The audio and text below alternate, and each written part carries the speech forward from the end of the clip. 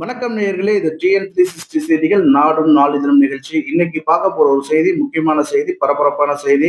சென்னை புழல் சிறையில அடைக்கப்பட்டிருந்த ஒரு பிரபல ரவுடி திண்டுக்கல் மாவட்டத்துல நீதிமன்றத்துல ஆஜர்படுத்திட்டு மீண்டும் அழைத்து வரும்போது 10 பேர் கொண்ட கும்பல் நாட்டு வெடிகுண்டுகளை வீசி அவரை கொல்ல முயற்சிக்கிறாங்க. இந்த சம்பவம் தமிழ்நாடு முழுவதும், ஏன் இந்தியா முழுவதுமே மிக பரபரப்பா பேசப்பட்ட ஒரு செய்தியா இருந்துச்சு. இந்த சம்பவத்துல காவல்துறையினர் ஒரு ஓஜி சம்பவத்தை செஞ்சிருக்காங்க. என்ன நடந்துச்சு வாங்க பார்க்கலாம்.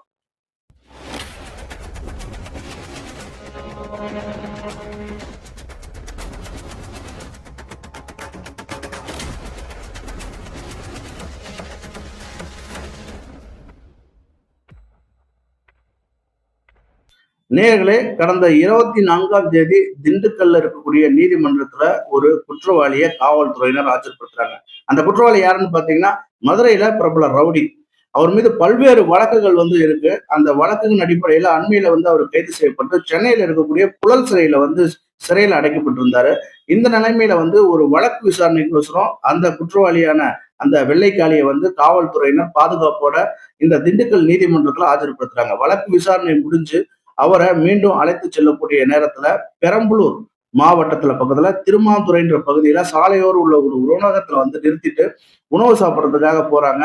அப்ப பாத்தீங்கன்னா அங்க ஒரு 10 பேர் கொண்ட கும்பல் பாத்தீங்கன்னா அந்த நாட்டு வெடிகுண்டுகளை வீசி அந்த வெள்ளைக்காளியை கொலை செய்ய முயற்சிக்கிறாங்க. இந்த வெடிகுண்டு வீசின உடனே பாத்தீங்கன்னா காவலர்களுக்கு என்ன நடக்குதுன்றது ஒரு நிமிஷம் தெரியல.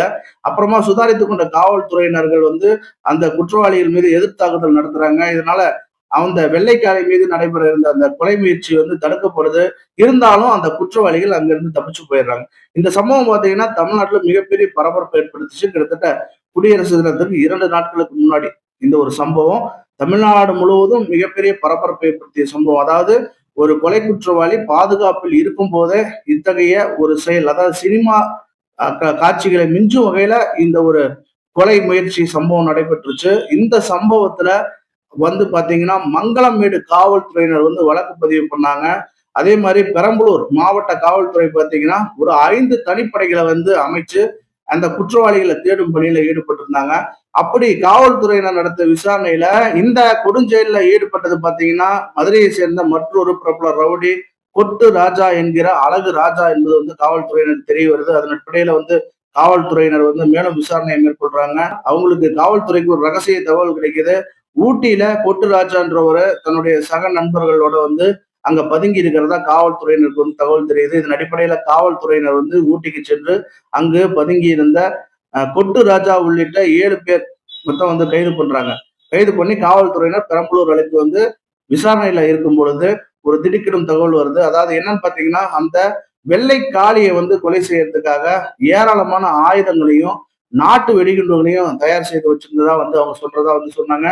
அதன் அடிப்படையில அந்த ஆயுதங்களையும் அந்த நாட்டு வெடிகுண்டுகளையும் காவல்துறையினர் கைப்பற்றுவதற்காக இன்னைக்கு காலையில காவல்துறையினர் கொட்டு ராஜாவை அழைச்சுக்கிட்டு கிளம்புறாங்க. கடந்த 24ஆம் தேதி அந்த திருமாந்தூர்ல நடைபெற்ற அந்த தாக்குதல் சம்பவத்துக்கு அருகில் இருக்கக்கூடிய ஒரு டோல்கேட் பகுதி, அந்த டோல்கேட்டுக்கு பகுதியை ஒட்டி இருக்கக்கூடிய ஒரு வனப்பகுதிக்கு கொட்டு ராஜா காவல்துறையினரை அழைச்சிட்டு போறாரு. அப்படி அந்த இடத்துக்கு அழைச்சிட்டு போகும்போது பாத்தீங்கன்னா அந்த கொட்டு ராஜா என்ன பண்றாருன்னு பாத்தீங்கன்னா காவல்துறையினுடைய கவனத்தை திசை திருப்புற வகையில அந்த இடத்துல நாங்க எங்க பதுக்கி வச்சோம்னு தெரியல, அவசரத்துல வச்ச இடம் மறந்துருச்சு, இங்க இருக்கா பாருங்க, அந்த பக்கம் வச்சிருக்கிறனா பாருங்கன்னு சொல்லி ஒவ்வொரு காவலர்களையும் அந்த கவனத்தை திசை திருப்பும் செயல்ல அவர் ஈடுபட்டதா காவல்துறையினர் சொல்றாங்க. அப்படி காவல்துறையினர் ஒவ்வொரு பக்கமும் தேடும்போது பாத்தீங்கன்னா திடீர்னு அந்த கொட்டு ராஜா அங்கிருந்து அந்த நாட்டு வெடிகுண்டு எடுத்து வீசி இருக்கிறாருங்க. அப்படி வீசும்போது பாத்தீங்கன்னா அது ஒரு காவல்துறை வாகனம் அருகாமையில போய் விழுந்து வெடிச்சிருக்கு. அதுல பாத்தீங்கன்னா ஒரு வாகனம் சேதம் அடைஞ்சிருக்குன்னு சொல்றாங்க. உடனே அவர் கையில வச்சிருந்த ஒரு கத்தி எடுத்து என்ன பண்றாருன்னு பாத்தீங்கன்னா அங்க அவருடைய பாதுகாப்பு பணியில இருந்த அந்த கைது செய்து அழைக்கப்பட்டிருந்த எஸ்ஐயை பாத்தீங்கன்னா கையில வெட்டிட்டு அங்கிருந்து தப்பிச்சு ஓட முயற்சிட்டு இருக்கிறாரு இந்த கொட்டு ராஜா. உடனே சுதாரித்து கொண்ட காவல் ஆய்வாளர் பாத்தீங்கன்னா கொட்டு ராஜாவை கைது செய்யறதுக்காக துப்பாக்கியில சுற்ற வர பிடிக்கணும் அப்படின்னு முயற்சி செய்யறாரு. ஆனா அந்த துப்பாக்கி கொண்டு கொட்டு ராஜாவுடைய தலையில பாய்ந்து அவர் சம்பவ இடத்திலேயே உயிரிழந்துறாரு. இந்த கொட்டு ராஜா பாத்தீங்கன்னா அவர் மீது பாத்தீங்கன்னா கிட்டத்தட்ட கொலை உள்ளிட்ட 7 வழக்குகள் நிலுவையில் இருக்கிறதா சொல்றாங்க. கொலை பண்றது, கொலை செய்ய முயற்சிப்பது போன்ற பல்வேறு வழக்குகள் இருந்திருக்கு. மேலும் இந்த அவருடன் கைது செய்யப்பட்டிருக்கக்கூடிய மேலும் 6 பேர் மீதும் பல்வேறு வழக்குகள் வந்து நிலுவையில் இருக்கிறதா வந்து சொல்றாங்க.